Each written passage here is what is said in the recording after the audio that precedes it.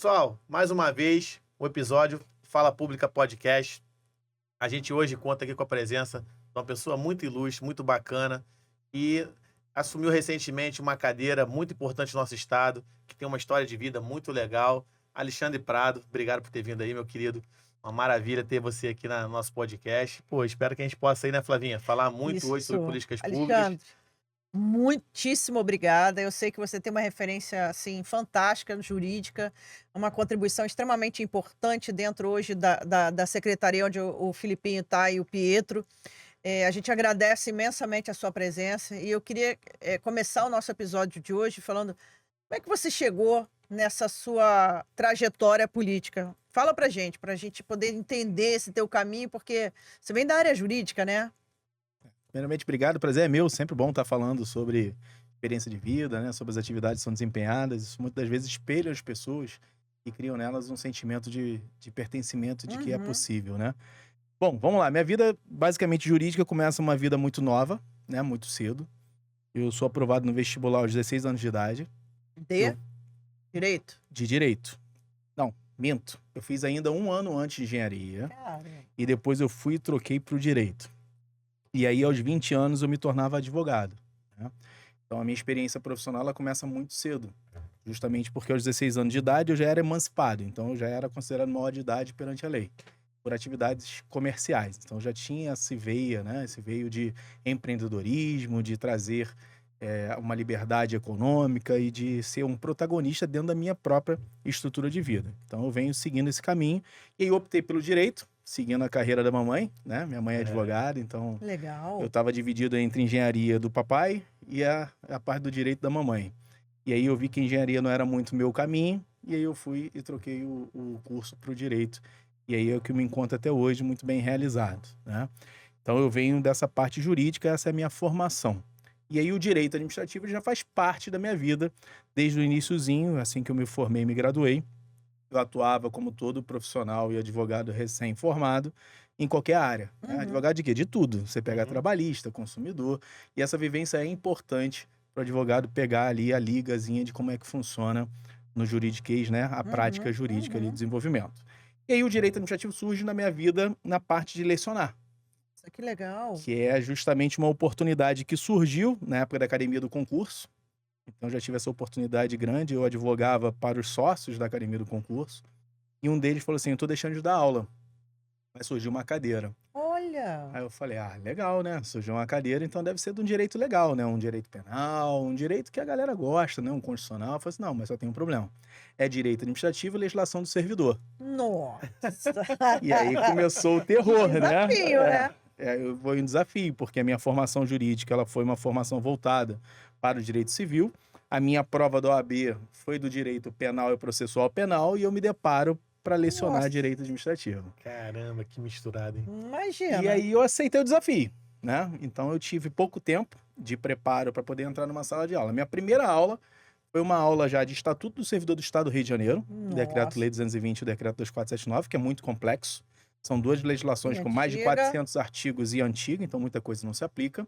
E uma turma de 200 alunos. Nossa, na academia do concurso, Na academia do 200 concurso. alunos. Ou seja, era na Meu época era o Deus. curso mais renomado, que E mais era o mais aprovava, concorrido. mais concorrido, mais caro, inclusive, É. né? Numa sala de aula com 200 alunos, ou seja, bastante E você exigente, jovem? E experiente. também mais que formava, É, tá? As pessoas mas, que estudavam lá era quase 50% garantia de Era entrar, né? aprovação. Exatamente. É. E eu tinha 20 anos de idade, né? 20 anos de idade. Então eu já tava ali num momento Nossa. assim, jogaram na cova do Covid dos leões. leões lá. E aí eu precisei me empenhar mais que os outros, né? Eu sempre digo que a todo momento isso foi bom para um lado, porque me colocava à prova a todo momento, era sempre testado, né? Eu tinha, os alunos geralmente eram alunos mais velhos do que eu. Claro, saber até que ponto você era capaz. Exatamente. Então eles entraram numa de me testar no início. Lógico. Né? E Saber até se realmente iam continuar pagando a academia, né? Exatamente. E a parte legal foi que isso criou bastante envergadura, né? Eu costumo dizer que ao longo desses mais de 24 anos de atividade profissional, dificilmente vai ter uma pergunta em sala de aula que não foi feito. Exceto se mudou a legislação, se houve uma inovação legislativa. Fora isso da legislação, que até o presente momento ocorria, dificilmente vai acontecer. Claro. A gente está falando de uma carga horária que eu tinha, que era uma carga horária de segunda a segunda, praticamente eu dava aula todos os dias, inclusive domingo, né? Domingos e feriados, que é a Academia do Concurso, como ele falou. Funciona. Era o maior curso preparatório do Brasil, não sei se vocês têm essa noção, Sim. mas na época eles tinham mais alunos do que a própria Estácio de Sá. Caramba. Então nós estamos falando de uma academia de concurso de mais de 13 mil alunos simultâneos presenciais, e que eu dava aula de segunda a segunda, praticamente todos os dias, de manhã até de noite. Eu lembro Que experiência, né? Exatamente. Eu era o professor que tinha a maior carga horária, né? Porque eu tinha disponibilidade. Era jovem, tinha cheio de disponibilidade, gás. cheio de vontade. Então isso me deu muita envergadura, né? Então a ponto de... Por isso que eu brinco que assim, não tem pergunta que não tenha sido feita. Uhum. É só você multiplicar 20 anos de sala de aula, de segunda a segunda, 3 turnos por dia. Nossa. Então a chance de ter encarado diversidade de fatos numa sala de aula, ela é imensa. Então isso foi muito bom, né? E isso me deu um pouco de envergadura para a vida profissional. Uhum. Então aquele negócio, quando você se depara e se põe à prova para 200 pessoas te questionando a todo momento ou com possibilidade de questionar, acabou. te coloca numa situação que você se depara bem com o público. Então isso pra gente é muito fácil, é muito natural. Mas sempre ficamos com aquele friozinho na barriga, né? E Não pode apreensivo, perder, né? Senão perde a graça, não Claro. tem como. E como é que você, Alexandre, se viu dentro hoje de um órgão público? Você hoje é nosso subsecretário de Estado de Trabalho e Renda. Você é um técnico que a gente já sabe de altíssima qualidade, um currículo ímpar. Quem quer que possa te recorrer sabe disso, da sua qualificação, que não tem o que discutir. E como é que você, hoje, dentro de um órgão público, como é que você se vê ali dentro? É outro desafio, né? É um pouco diferente, mas eu já venho numa caminhada também. Uhum. Eu costumo dizer o seguinte, eu sou servidor público federal desde 2009. Então, e por que eu me tornei servidor público federal? Isso é uma coisa importante e interessante de se falar. Eu era professor de curso preparatório para concurso. E eu dizia que o concurso público é uma coisa que transformava vidas e que era boa. Só que você nunca experimentou. Só que eu não era servidor. Então, quando a gente se depara com essa situação, começa a ser questionada. Assim, beleza, eu tô aqui numa sala de aula, professor, o senhor faz alguma coisa da vida? Eu falei assim, ué, eu dou aula. Dar aula é uma atividade, né? Laboral, Ainda era profissional. muito pouco. Tá, mas além de dar aula, o que você faz da vida, né? Já que a gente tá aqui numa carreira. Então, eu era muito cobrado disso. E aí eu comecei, paralelo a essa quantidade toda de aula, a realizar concurso público como qualquer outra pessoa. Claro. E aí eu fui aprovado no concurso público, me investi em 2009, sou servidor público federal de carreira da Agência Nacional de Transporte Terrestre, e aí eu comecei a desempenhar a minha função.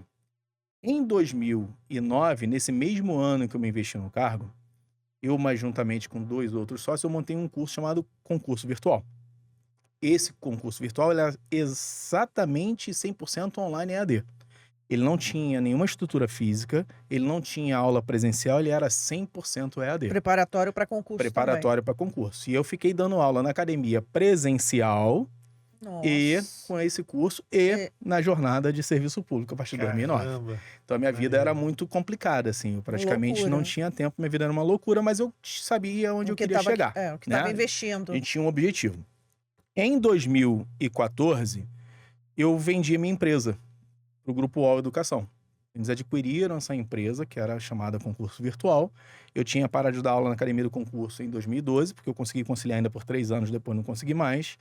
E saí na boa, né? Afinal de contas, ela nem existe mais hoje, a academia, nem o concurso virtual existe, nenhuma das 2 empresas. E a gente vendeu ele para o UOL Educação. Tomei-lhe uma quarentena de 2016 a 2021, porque cláusula de não concorrência, né? De 5 anos. Uhum. Então, eu era diretor deles dentro do Grupo UOL Educação de Novos Negócios. E aí, eu estava de licença, sem vencimentos no serviço público para exercer essa função. Posteriormente, eu me desvinculei deles em 2016 e fiquei 5 anos, ou seja, até 2021, sem poder ter atividade concorrencial nessa área. E aí, me surgiu a seguinte ideia, né? Por que não entrar para a carreira pública?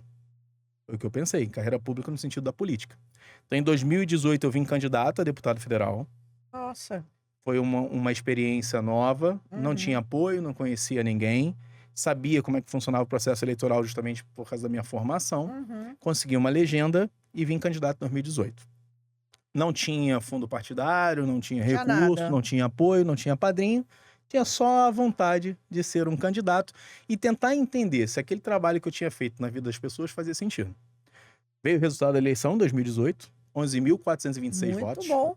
né? Muito bom. Sem fundo partidário, sem Eu padrinho, sem costumo ninguém. dizer que foi uma eleição de Pra experiência vereador. muito boa pra gente. Sem Pra fazer uma vereador, caminhada. sem fazer Sem fazer uma nada. caminhada, eu tava viajando. Eu tenho fotos minhas nas redes sociais que eu tava viajando nessa época. Foi Caramba. em agosto, setembro, eu tava viajando de férias.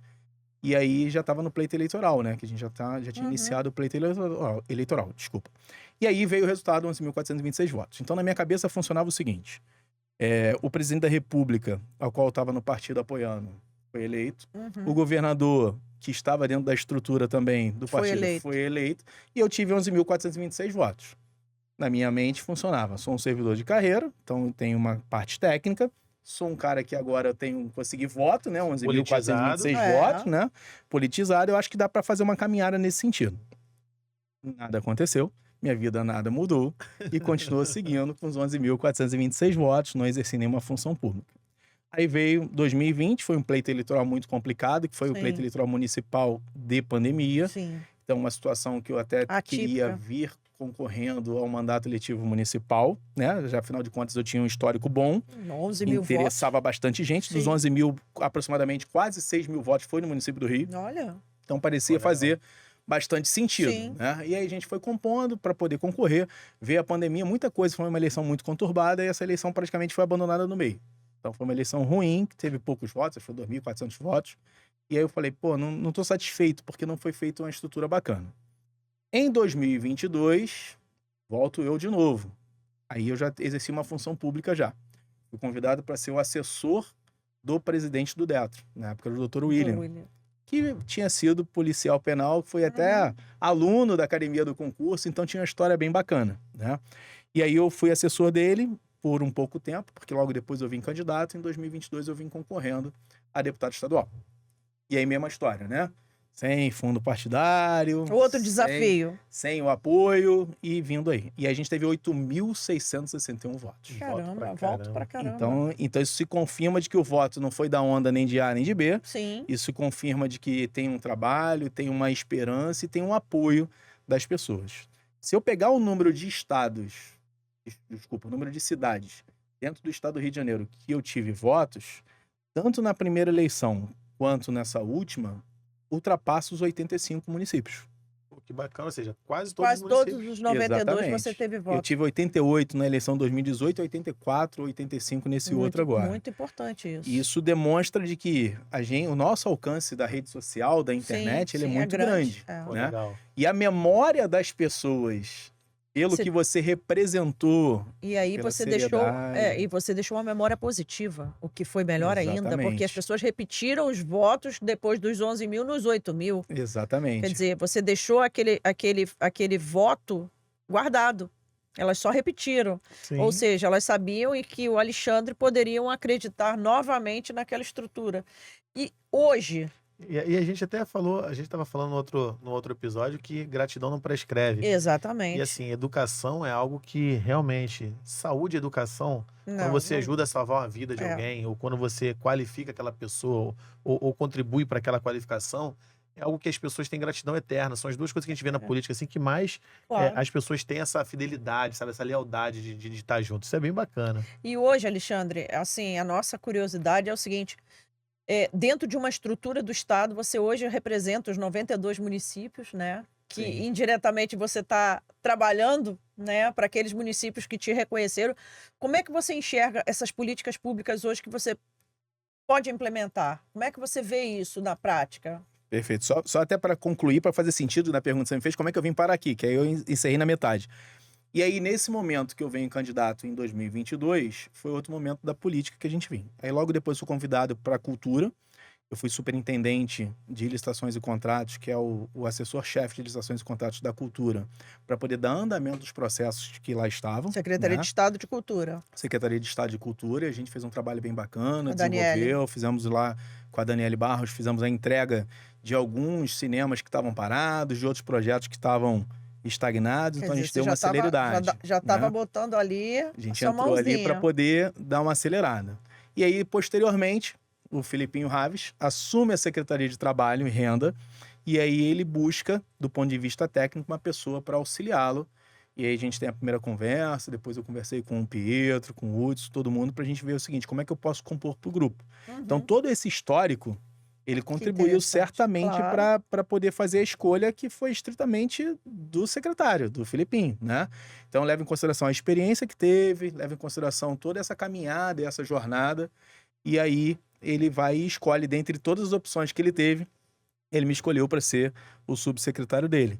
E aí a missão dele é justamente essa, a gente tem que fazer a diferença, né? Então, eu estou seguindo a mesma linha e fui orientado, né? Ó, fazer a diferença, vamos fazer a entrega, vamos fazer a qualificação, vamos cuidar de todas as faixas etárias que tem, desde o jovem empreendedor até a geração acima de 60, né? Que é a geração grisalha lá, que tem vários projetos nesse sentido, e a gente está pegando e tocando todos esses projetos com a orientação do nosso secretário.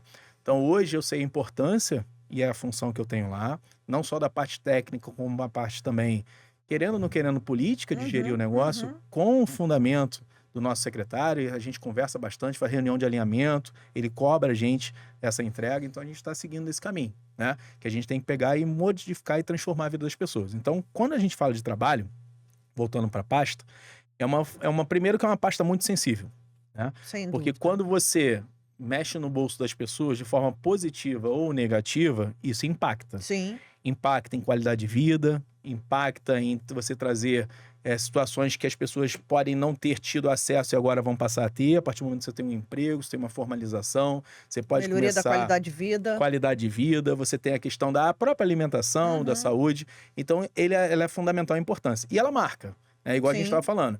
Como eu tratava do trabalho na parte pública, que era qualificar para que essa pessoa fosse aprovada, agora a gente trabalha na parte privada, que é o órgão público qualificando para poder entregar para a iniciativa privada. Então, a nossa missão e a visão enquanto Secretaria de Trabalho e Renda é gerar trabalho, gerar emprego e gerar renda.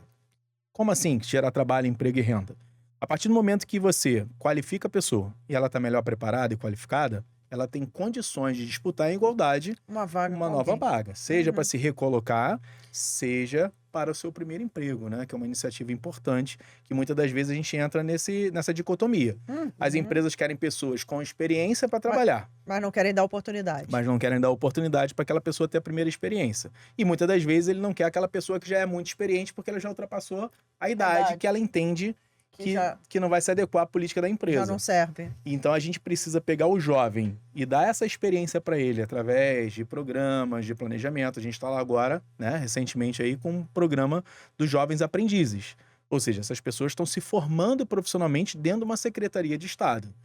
E eu já falei para eles, assim, aproveita que você está numa Secretaria de Estado de Trabalho e Renda e já vai buscando oportunidades para quando terminar a sua formação profissional, você já conseguir engajar no mercado de trabalho.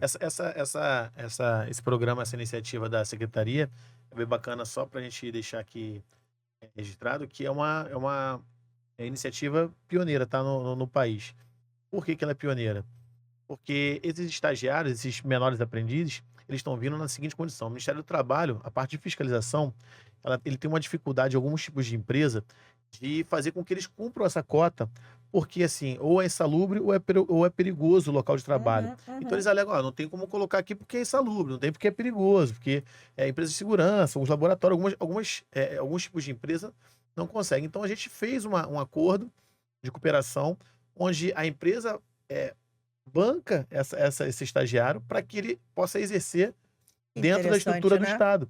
E assim, é bacana que a repercussão é uma ideia do grupo lá e repercutiu nacionalmente. A gente esteve em Brasília agora essa semana e teve o ministro, está muito animado, entusiasmado, assim como outras ações que, graças a Deus, o Rio de Janeiro vem se mantendo como pioneiro dentro das secretarias. Mas é bem bacana deixar assim, bem pautado isso, porque é uma iniciativa nacional inovadora. Inovadora. Que legal. E assim, que isso seja estímulo para as outras. Alexandre, a gente está vendo aí, o Rio de Janeiro hoje, ele já superou a marca nacional, possa me corrigir, né? A gente só acompanha o que está na mídia. Ele já ultrapassou a marca nacional de oferecimento de vagas de emprego. Hoje, a gente, graças a Deus, tem um superávit de quase 6%. Me corrija se eu estiver errada. E Nós hoje estamos num crescimento hoje na área de prestação de serviços que nós não tínhamos nem antes da pandemia. E no oferecimento também de vagas, na construção civil, que estava parada, que ficou parada durante a pandemia e que hoje está tendo um boom. Diante disso tudo, a gente está num desafio de uma economia hoje que está num problema muito sério. O Estado hoje está em recuperação fiscal, tem um déficit público aí muito grande do orçamento. Como é que vocês da secretaria enxergam esse saldo positivo? Porque isso daí é quase que impossível de acreditar, né? Como é que você tem hoje tantos empregos se o Estado está tão decaindo, né? Como é que vocês conseguiram esse saldo positivo numa conta negativa? Vamos lá, uma das coisas que eu sempre costumo dizer é o seguinte: os seus números estão bem próximos da realidade, a gente tem esse aumento realmente. Quando você pega o acumulado, ele ultrapassa até o 9% do acumulado dos empregos. Só que tem uma situação que é um detalhe bem simples, né? A economia ela é uma engrenagem, Uhum. perfeito? E uma das coisas que satisfaz esse requisito dessa engrenagem girar é a condição favorável. Então, a gente está saindo dentro de uma situação de pandemia, em que Uhum. as empresas retraíram seus investimentos, né? Quebraram. Diminuíram seu pessoal, sua mão de obra, muitas delas quebraram, outras saíram por causa de incentivos fiscais.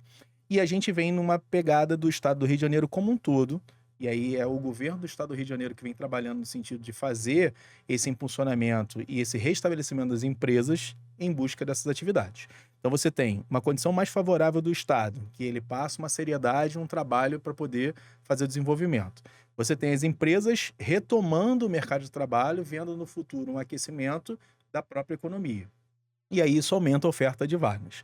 Importante só ressaltar assim que a Secretaria de Trabalho e Renda ela está bem ligada nisso, bem conectada, e a gente já está fazendo justamente esse trabalho que é o trabalho de qualificação profissional.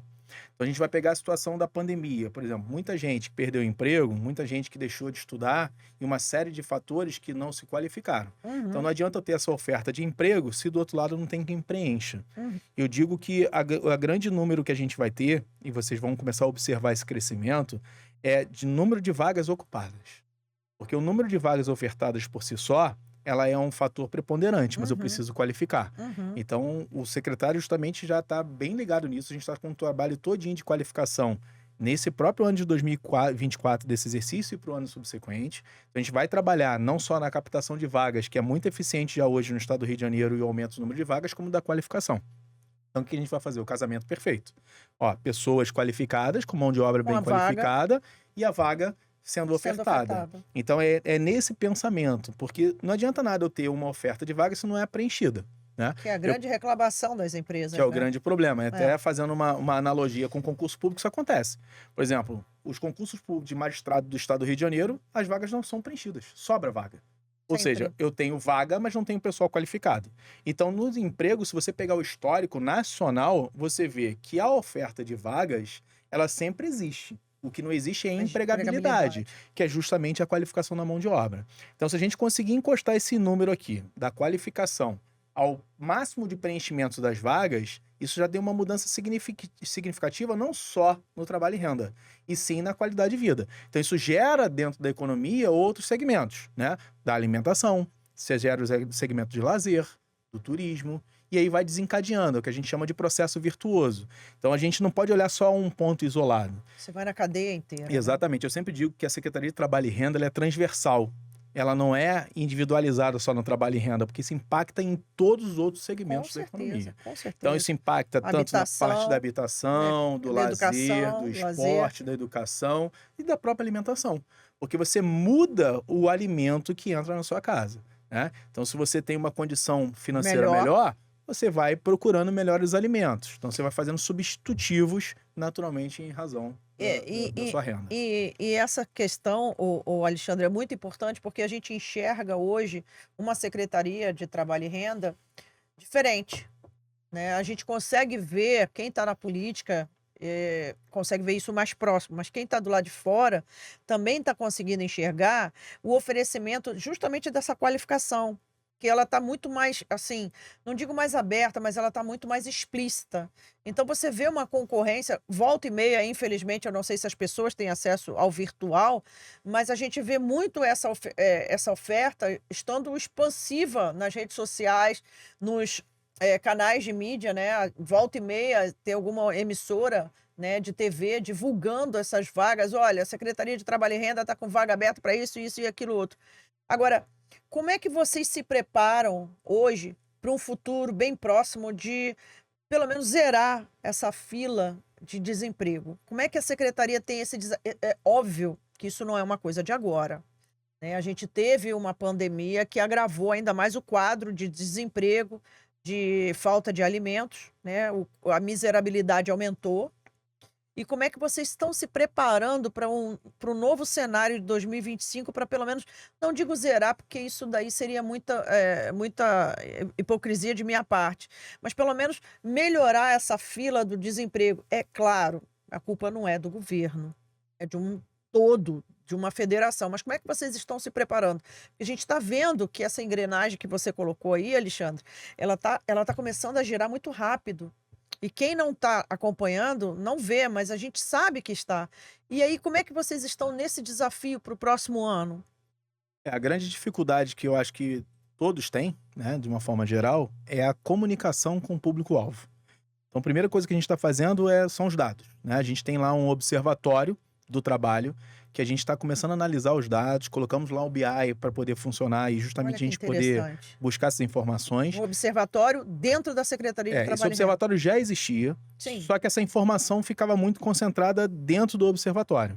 Então a gente criou um BI, uma coisa bem simples, dentro da própria secretaria, em que aquele número ele está em tempo real. Então, através de um link eu consigo ver quantidade de ofertas de empregos, número de inscritos, áreas de atuação e a própria secretaria Diga-se como de passagem, todo. nos 92 municípios. Nós estamos falando de 92 municípios. Nós não estamos falando da cidade do Rio de Janeiro. Quando a gente fala disso, é importante que as pessoas entendam que vocês estão trabalhando com 92 municípios ao mesmo tempo. Exatamente. É um mundo dentro de uma estrutura que a gente tem, né? Porque cada um com a sua peculiaridade. Por exemplo, existem cidades que ela não tem uma capacidade de geração de emprego. Olha que Perfeito? interessante. Então, muitas das vezes, a cidade ela vive do fundo municipal, ou seja, ela não tem Não tem. um autossustento e ela tem muito uma atividade de comércio. Então, basicamente, ou é comércio, ou é turismo, ou os dois vinculados, mas que não sustentam a estrutura da sua cidade. Se Porque eu quebrar estou um- falando dos 92 municípios dentro do estado do Rio de Janeiro. Então, o que a gente está fazendo? Pegando esses números e vendo a real necessidade naquela localidade. Por exemplo, uma das coisas que eu consigo observar e não conseguia entender é que a gente tem que pegar o seguinte: qual é a habilidade que aquele município tem? Então, por exemplo, vamos falar daqui de cidade metropolitana, né? Duque de Caxias. Petróleo e gás em primeiro, né? Depois vem a parte do serviço e de comércio. Se a gente começar a observar, qual é a maior oferta de emprego que tem? Petróleo e gás, depois serviço, depois comércio. Então, a minha qualificação tem que estar de acordo com isso. Claro. E como é que a gente chega a essa conclusão? Através dos números que o observatório nos dá. E a partir daí a gente começa a fazer ações pontuais e específicas. Então a gente está fazendo esse detalhamento, levando em consideração alguns fatores. Que legal. Por exemplo, quando a gente pega o IDH dentro do estado do Rio de Janeiro, eu começo a observar de que o menor número de IDH vem das cidades da Baixada. Então, assim, Japeri, Nova Iguaçu e outros municípios ali na proximidade, Queimados. E o que a gente está fazendo? Ações pontuais. Então, nessas áreas, vamos fazer uma qualificação que vai atender tantas pessoas.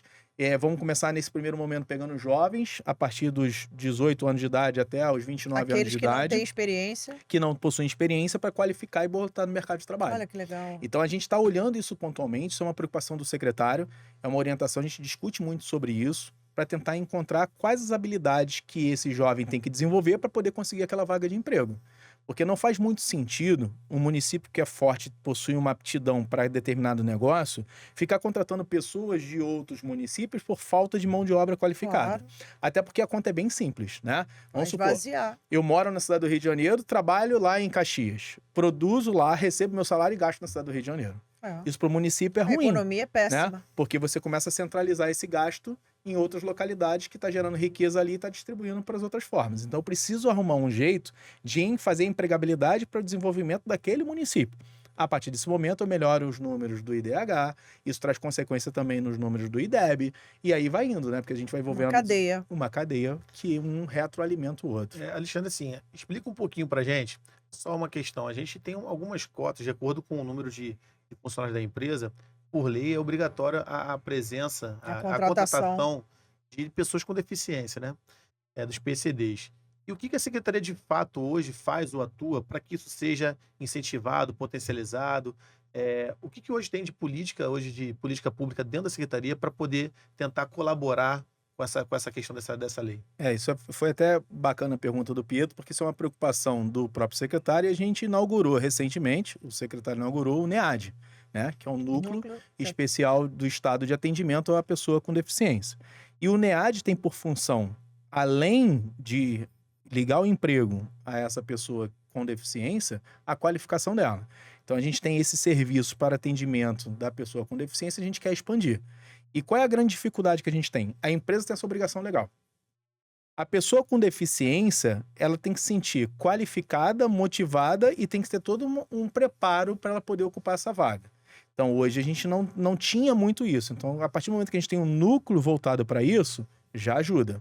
Então, a gente está desenvolvendo justamente os planos de qualificação de políticas públicas de inclusão dessas pessoas. E acessibilidade, que legal. E para isso, a própria secretaria, através do secretário do convênio, a gente está fazendo um convênio com outros órgãos para buscar serviços que atendam às necessidades, não só da pessoa com deficiência, como serviço em geral. Então, a gente está fazendo um convênio com o INSS para buscar alguns serviços de atendimento e de requerimento que eles dão entrada, para que os nossos postos Cine, onde a gente atende, e esses núcleos especiais para pessoa com deficiência possam ter esse primeiro atendimento e essas orientações. Então, a gente quer dar, além do trabalho e renda, a gente quer pegar os serviços essenciais para atender aquela pessoa, né? Então, a gente está falando aí de um preparo todinho. Agora, o grande desafio que a gente tem é justamente isso, assim, vaga para deficiente tem. Qual o nosso desafio? Qualificar e que seja de uma forma em que ela tenha o interesse em fazer. Porque a pessoa com deficiência, ela tem alguns mecanismos e benefícios do Estado que, em razão dessa condição dela, ela já tem.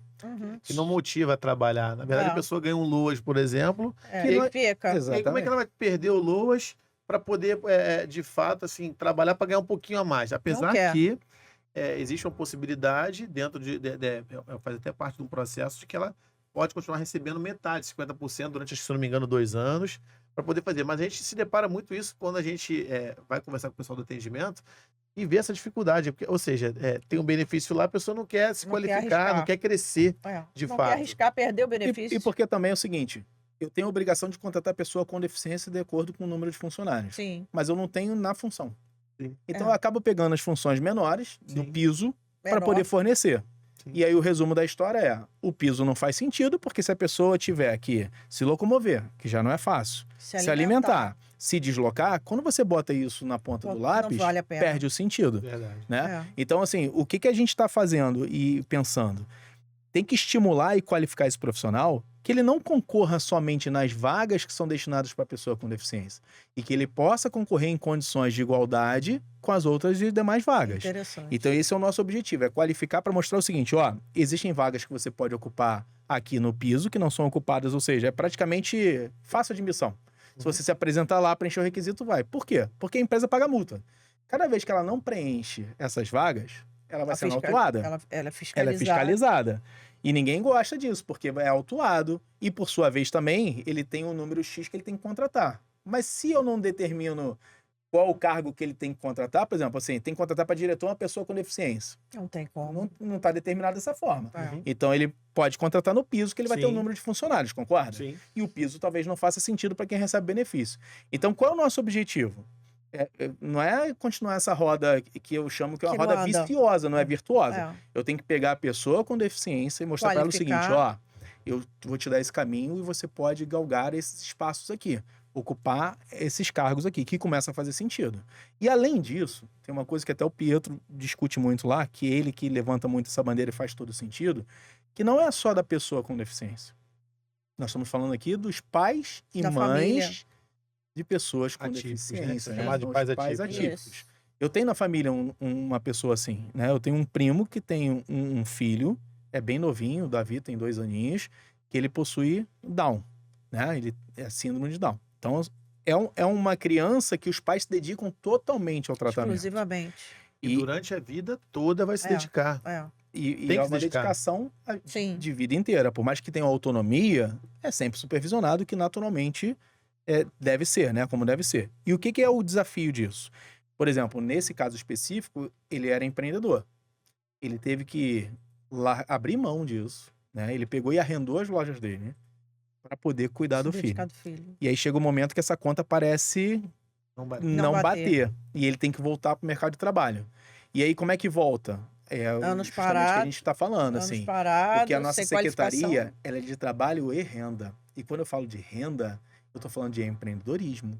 Estou falando da pessoa conseguir trabalhar por conta própria, Investir ir no nele horário mesmo, dela, investir no tempo dela e entregar de acordo com as necessidades e os como ela pode resultados que fazer. ela pode fazer. Então, isso é uma preocupação também. A Secretaria de Trabalho e Renda olha com um olhar clínico para essa situação. A gente está pensando em modelos para impulsionar esse empreendedorismo que vai gerar renda no estado do Rio de Janeiro. Então, se fala muito em trabalho que a gente chama formal, né? Em que a pessoa tem um emprego Um vínculo. no regime da CLT, um Uhum. contrato por prazo indeterminado, um salário, mas a gente tem ainda assim o empreendedor que ele gera um emprego. Então, a partir do momento que essa pessoa, que é mãe, pai atípico, ou a própria pessoa mesmo, começa a empreender, ela pode contratar novas pessoas.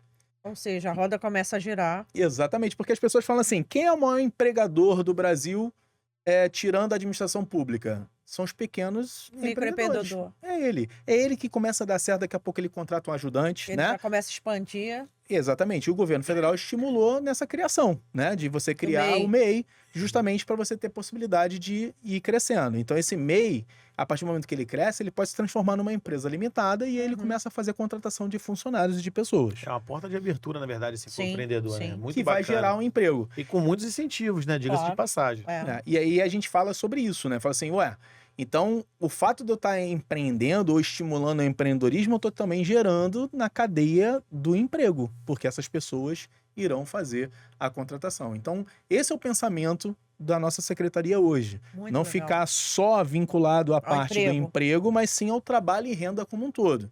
Até porque tem situações que não tem geração de emprego, mas sim de empreendedorismo, né? Por exemplo, na pesca, muito difícil, assim, a gente não é uma produção de pesca que tem várias fábricas e indústrias pesqueiras, mas a gente tem pequenos pescadores e na época de defeso ele tem as restrições e vedações dele e também tem a família, que podem empreender. Então, a partir dali eu tenho a produção de rede, a partir dali eu tenho a produção de artesanato. Então, isso que é o legal da Secretaria de Trabalho e Renda, né? Quem está de fora não entende muito o trabalho. Exatamente. Por isso que eu digo que ela é transversal. Ela não cuida só do trabalho e da renda, ela cuida do todo. Porque o trabalho em renda pode ser do quê? Pode ser na cultura. O trabalho em renda pode ser na parte social, o trabalho em renda pode ser na parte do esporte, do turismo. Segurança, qualquer... Entendeu? Da segurança. Então, ela é muito grande. E aí, o que a gente precisa fazer? Adotar Pareto, 80-20. Onde que eu dou o tiro mais certeiro para poder alcançar um resultado maior? E para isso a gente precisa dos números. Então, a gente está nessa fase justamente de levantamento dos dados, das informações e adoção das medidas. Então, está sendo paralelo. Então, é um trabalho bastante, eu vou dizer assim para você, assim, está invisível nesse momento desafiador, mas quando começarem as entregas e os resultados, que são próximos, tá? Já está vindo aí. Como eu te falei, a gente já está enxergando, isso daí é fato, não é fake, todo mundo pode constatar, foi matéria de jornal dessa semana que passou. Né, o número de vagas ofertadas e preenchidas no estado do Rio de Janeiro foi assim bem diferente dos últimos anos e que o prognóstico para frente ele pode ser bastante positivo, vai depender muito da movimentação da própria economia federal, não só do estado do Rio de Janeiro, mas num todo da União. Pietro, infelizmente a gente tem que terminar, o papo está tão gostoso e o nosso episódio hoje ele é fantástico, porque nós trouxemos aqui uma pessoa jovem, capacitada, né, que tem, assim, um know-how incrível, professor, quer dizer, conhece muito bem a área de educação, né? E bacana, Flávio, que a gente se conheceu recentemente nessa transição e já deu liga rapidamente. Acho que a cabeça da gente, quando vem para o poder público, para poder fazer as entregas, para poder... Fazer a diferença. Independente da tua bandeira, a gente estava falando isso com a Galva no outro episódio, independente da bandeira que você carregue, Eu acho que a entrega ela é mais importante. O objeto final lá, o objetivo Sim. final, ela é importante. O Alexandre veio com toda a parte teórica, mas não só aquela teoria de aula, de sala de aula. Ele veio na prática. E a gente sofre um pouquinho lá, né? A gente fica até mais tarde, metendo a mão, fazendo acontecer, ensinando muitas das vezes, porque assim, a área que o Alexandre atua hoje e é especialista é uma área que todo o poder público tem dificuldade. Vou te falar que assim, dentro dessa secretaria, quando a gente assumiu lá, as duas coisas que me chamaram muita atenção. A primeira é que as pessoas não procuram qualificação. Então, eu tenho muito mais vaga hoje dentro da secretaria do que, de fato, gente para poder encaixar, enquadrar. Vou te dar o exemplo de que eu tenho quase 500 vagas dentro da secretaria para deficientes que eu não consigo achar pessoas para É, poder estar. E assim, processo e nem antigo. todas as vagas são de piso. Tem vagas que são relativamente boas, mas Não cabe às tem pessoas também qualificação. procurar. E a segunda é de profissionais técnicos na área para poder estar nos auxiliando, porque assim, o poder público não atualizou, não foi atualizado dos concursos, nesse sentido de trazer pessoas qualificadas através de concurso para poder estarem lá efetivamente exercendo. E as pessoas parece que foram meio que se acomodando com o decorrer do tempo. Isso quer dizer o seguinte, as leis vão se atualizando, as novas medidas vão chegando, e a gente tem muita dificuldade nesse sentido. Então, é obrigatório para a gente lá meter a mão, fazer acontecer, ou pelo menos puxar e falar assim, ó, vem cá, vamos Fazer a diferença. fazer a diferença. Deixa eu te ensinar aqui. Eu aprendo muito todo dia com esse cara aqui, pô, é um cara extraordinário lá que tô gostando muito de participar. E assim, a gente pretende, com certeza, entregar resultados que até hoje não Eu foram tenho entregues na certeza que vocês secretaria. entregarão. Deixa eu fazer as honras aqui, Alexandre. E assim, como a gente está mais pro final do nosso Episódio. episódio, a gente tem uma pergunta que eu gosto muito e eu queria te fazer. É mais velhinho do que eu, sou mais novo um pouquinho. Mas assim, o que o Alexandre, o jovem Alexandre, falaria pro atual Alexandre, subsecretário de Estado? Qual era o recado que ele daria? Assim, você acha que o jovem, não, desculpa, o Alexandre de hoje daria para aquele cara lá atrás?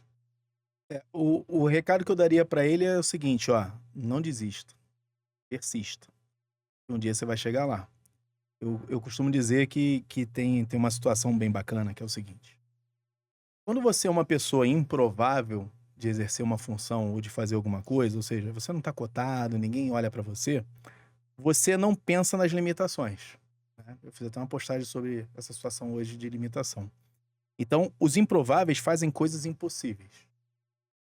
Como assim? Você está falando de um jovem de 20 anos, recém-formado, que não tinha ninguém na carreira pública, que não era professor, que não estava acostumado a galgar algum espaço de independência, e isso foi sendo feito, né?